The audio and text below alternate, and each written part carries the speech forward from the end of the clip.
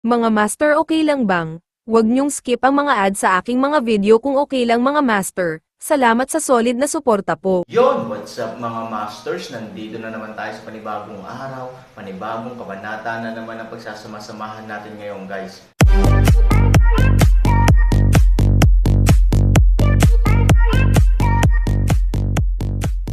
Bali mga masters, kung bago ka pa lang po sa aking YouTube channel, please click the subscribe button, lalong-lalo na po yung notification bell guys, para maging connected pa rin tayo sa isa't isa at maging updated kayo sa mga susunod ko pang video.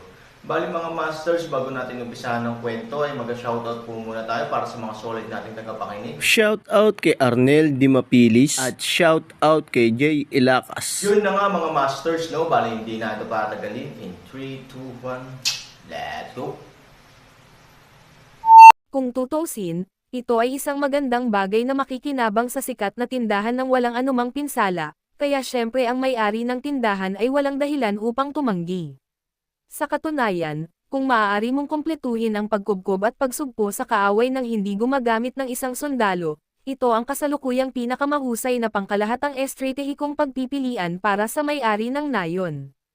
Pagkatapos ng isang pag-atake, na sinundan ng isang dagat ng aksidente sa dugo, at pagkatapos ay mabigat na casualty sa ilalim ng madugong pagulan, mayroon pa ring ilang mga tao sa sikat na tindahan, ngunit sila ay sama-samang limitado. Kung talagang kailangan nating lumaban ng husto, kung hindi pa nawala ang halimaw na ito, tiyak na magpapahirap palalo sa sikat na tindahan ang isang comeback attack na natalo na. So, syempre natuwa siya nang makita niya ito. Halika rito, utos ng may-ari ng nayon. Isang subordinate ang nagmamadaling humakbang pasulong, Master, subordinate, wait. Bumaba ka at magayos, maghanda ng isang mesa ng masarap na alak at pagkain, at maghanda ng isang magandang silid. Oo, at saka, kumuha ka ng masasarap na alak na mayroon ako sa aking bahay. Typical old guy na ang level ng kalaban, at hindi niya alam kung ilang taon na siya, sa makatuwid, upang maaliw ang gayong mga tao. Alam na alam ng may-ari ng nayon na kailangan niyang gumastos ng pera. You don't necessarily want to make the other person happy, pero at least ayaw mong mawalan ng mukha. Pagkaalis ng kanyang mga nasasakupan, tiningnan ng may-ari ng nayon ang sagong nakaputing damit, ngumiti, at saka tinapik ang balikat, sige, kausapin mo siya at dalhin siya sa lalong madaling panahon. Hihintayin ko siya doon. Tapos ang may-ari ng nayon ay may malasakit sa mukha. Sa pagkakataong ito, umalis muna siya at saka dinala sa kainan ng espesyal na sagong nakaputi, bagaman mula sa isang tiyak na punto ng view, ito ay tila medyo hindi kailangan. Gayunpaman, ito ay isang puwersa pagkatapos ng lahat, at ito ang posture at dignidad na dapat niyang taglayin bilang isang may-ari ng nayon.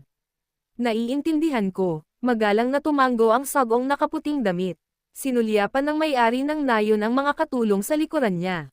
Akmang aakayin na niya ang mga tao, biglang nagtanong ang isa sa mga katulong. Master, ano ang dapat nating gawin dito? Dapat ba nating ipagpatuloy ang paglipat ng mga tao sa cellar? Dati, walang paraan, kaya ang lahat ay kailangang pumunta sa cellar, ngunit ngayon, ang magkabilang panig ay nagsimula ng negosasyon, at natural, may posibilidad ng isang madiskarteng callback. Malumanay na ngumiti ang may-ari ng nayon at tumingin sa espesyal na sugo na nakaputi, Bayi, ano sa palagay mo? Pagkatapos ng lahat, ang espesyal na sugo na nakaputi ang pangunahing tauhan sa pagtataguyod ng mga negosasyon, at siya rin ang taong may pinakamaraming pakikipag-ugnayan sa halimaw sa nayon sa ngayon, sa makatuwid. Ang may-ari ng nayon ay natural na umaasa na ang espesyal na sugo na nakaputi ay magkakaroon ng kanyang sasabihin sa kung paano ayusin ang mga ordinaryong nasasakupan. Siyempre, mula sa isang tiyak na pananaw, gusto talaga ng may-ari ng nayon na gamitin ang pamamaraang ito upang maunawaan kung gaano kalayo ang nakipag-usap ang puting sugo sa halimaw. May basehan ba ang magkabilang panig sa pagtitiwala sa isa't isa? Bahagyang yumoko ang espesyal na sagong nakaputi at magalang na nagsabi, balik sa may-ari ng nayon, ang pagkakakilanlan ng halimaw ay pambihira. Naniniwala ako na mula noong pumayag siyang makipag-chat, hindi na siya gagawa ng anumang maliliit na pandaraya. Hindi man lang siya nag-abala na gawin iyon, at ang dignidad ng kanyang posisyon ay hindi kailanman papayag na gawin niya iyon. So what you mean is that this matter can suspended, sabi ng may-ari ng nayon.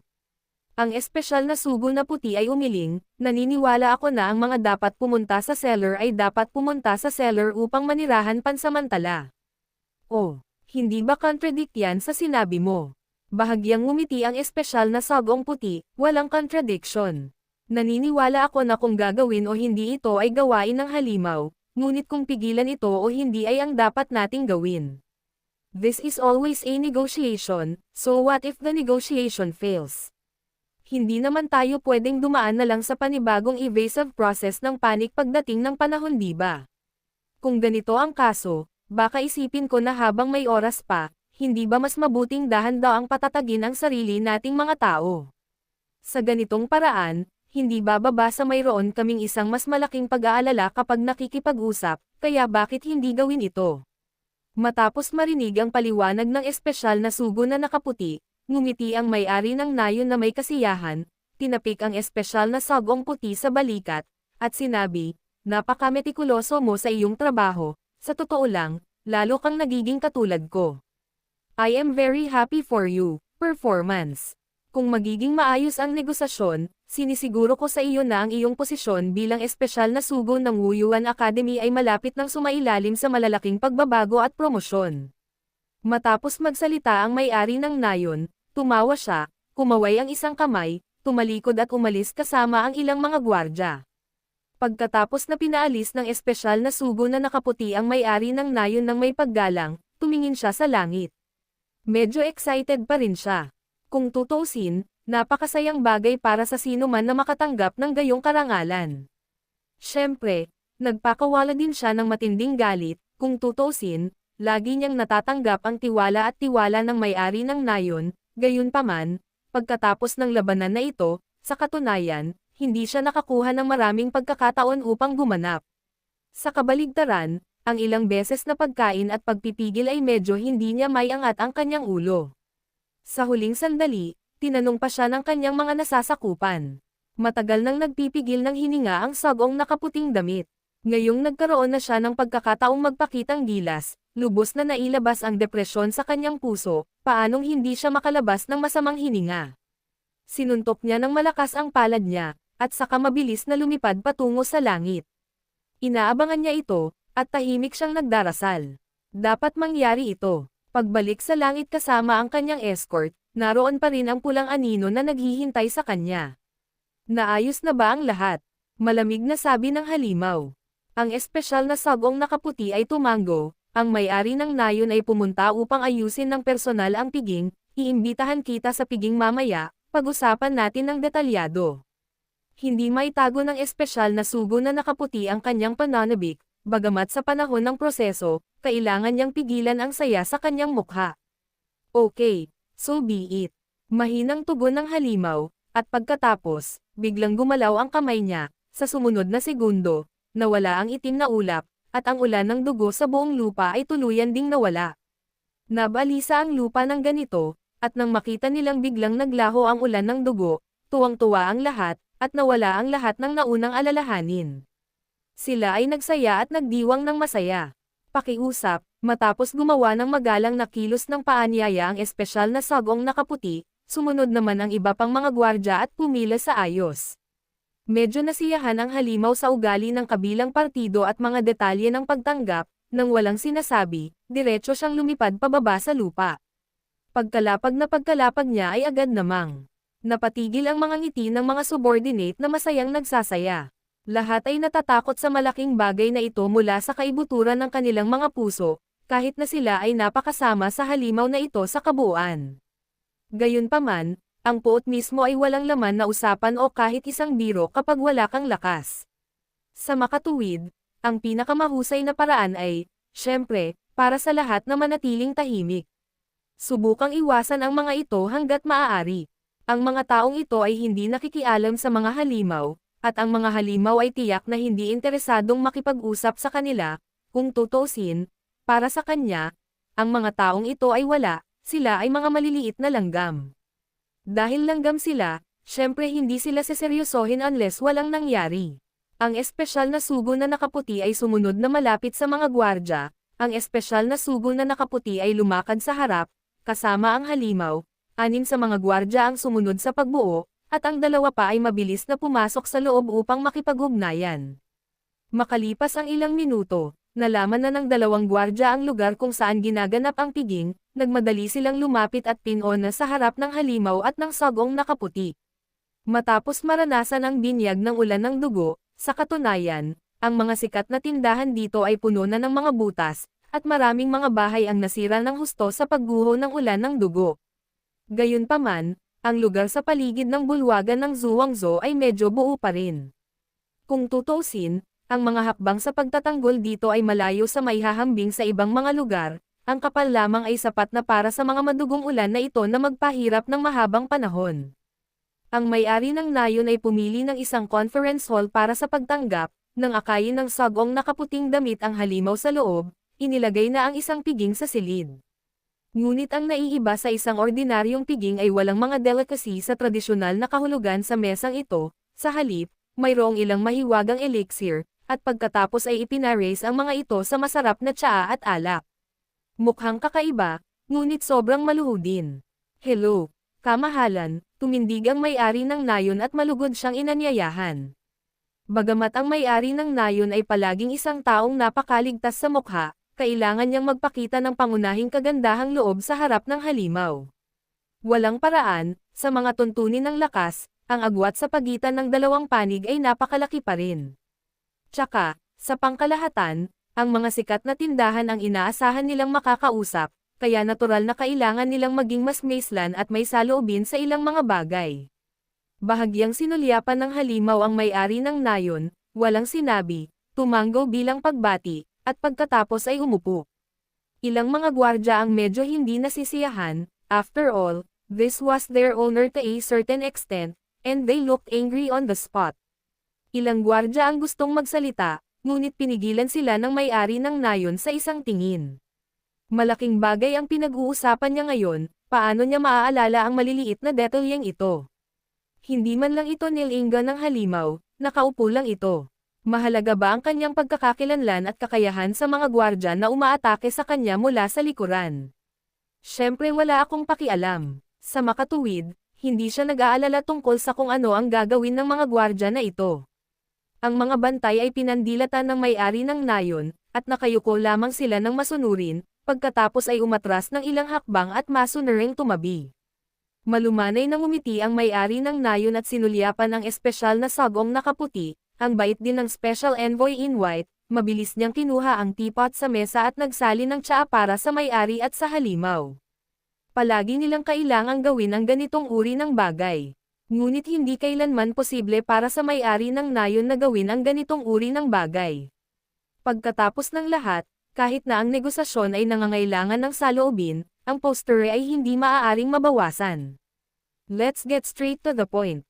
I'm not interested in waste time with you here, diretsyong sabi ng halimaw nang hindi umiinom ng tsaa.